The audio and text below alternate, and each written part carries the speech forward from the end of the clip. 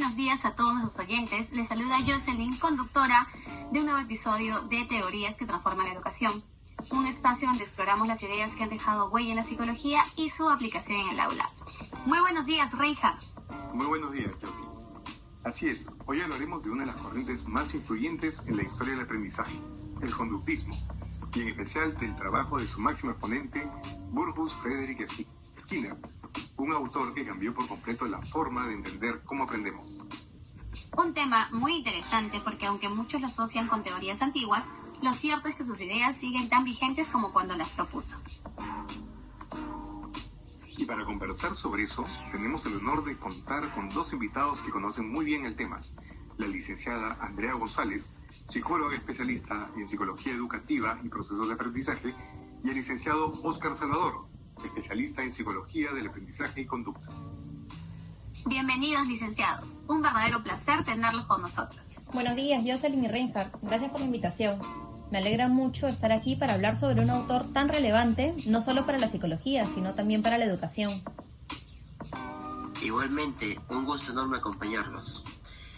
Skinner es uno de esos autores que siempre nos invitan a pensar cómo nuestras acciones diarias, como docentes, padres o estudiantes, están moldeadas por la consecuencia que recibimos. Exactamente, y eso hace que este tema sea tan aplicable al día a día. Sí, y seguro muchos de nuestros oyentes se van a sentir identificados con los ejemplos que hoy compartiremos.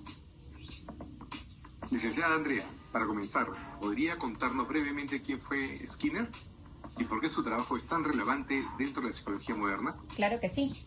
Burrhus Frederic Skinner nació en 1904 en Pensilvania, Estados Unidos. Fue psicólogo, inventor e investigador.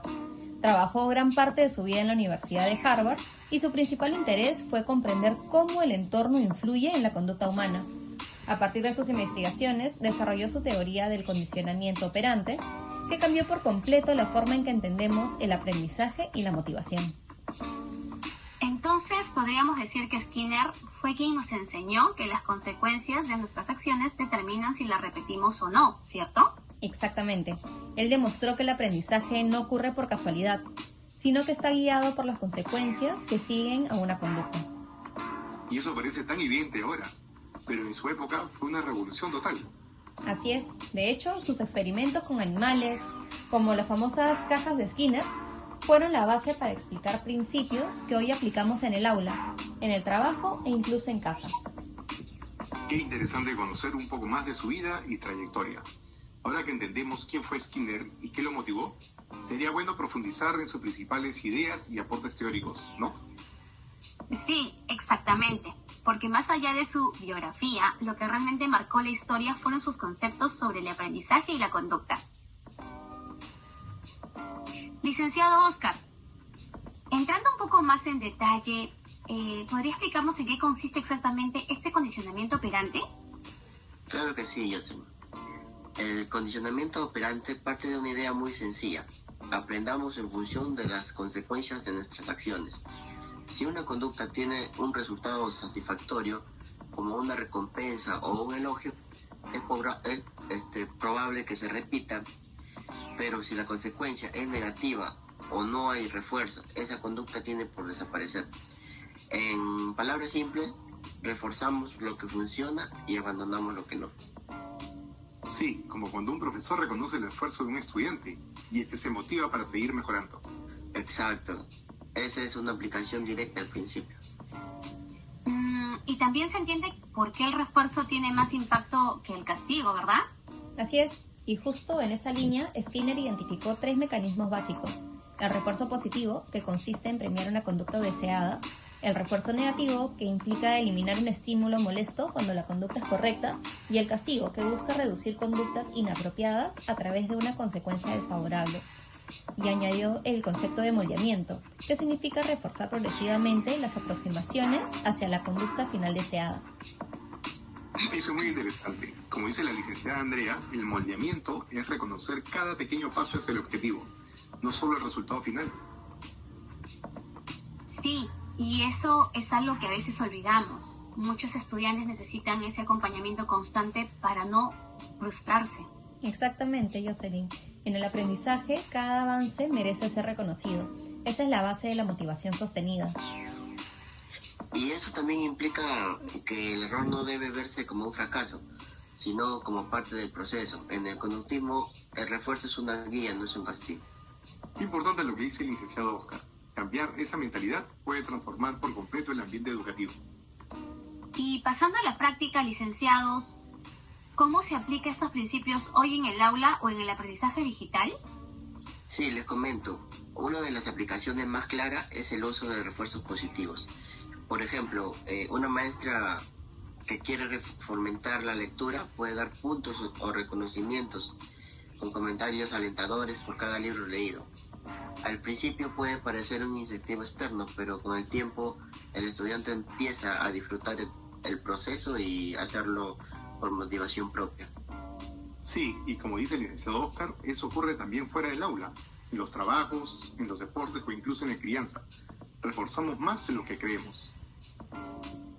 Exacto, y hoy con la tecnología esos refuerzos se han adaptado. Por supuesto, muchas plataformas educativas aplican principios conductistas, medallas, sonidos del logro, insignias. Todo eso genera satisfacción y motiva a seguir aprendiendo. Es una versión moderna de refuerzo positivo. Entonces podríamos decir que Skinner está presente hasta en las apps que usamos para estudiar o aprender idiomas. Exacto. Aunque él nunca imaginó la tecnología actual, sus principios siguen siendo la base de muchos sistemas educativos.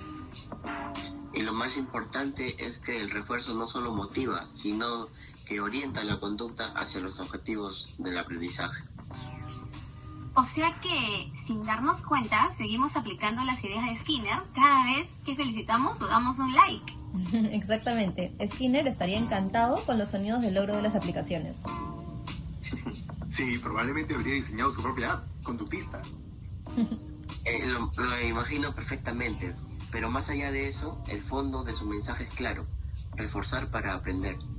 Uno de sus postulados más fuertes es que toda conducta puede ser modificada mediante el esfuerzo. Por ejemplo, si un docente nota que un estudiante interrumpe clase, puede aplicar refuerzo diferencial. Reconoce cada vez que espera su turno. Con el tiempo la conducta cambia sin necesidad de castigo. Eso muestra que el aprendizaje puede construirse desde la observación y la constancia. Y además refuerza algo esencial, que el docente es un guía del proceso, no es un juez del resultado. ¡Wow! ¡Qué interesante todo lo que hemos analizado! Desde la vida de Skinner hasta la forma en que sus ideas siguen vigentes. Me queda claro que su teoría no solo quedó en el laboratorio, sino que sigue inspirando a educadores y psicólogos hoy en día. Y para cerrar este episodio, me gustaría que reflexionemos un poco sobre lo más importante que nos deja su legado. Y antes de cerrar, me gustaría pedirles una última reflexión. ¿Qué enseñanza creen que deja Skinner a la educación actual? Bueno, creo que la mayor enseñanza es que el entorno educativo debe diseñarse conscientemente, ¿no? Cada palabra, cada estímulo y cada refuerzo influye en cómo el estudiante aprende y se percibe. Un aula que celebra los logros genera confianza, motivación y bienestar. Coincido totalmente con la licenciada Andrea.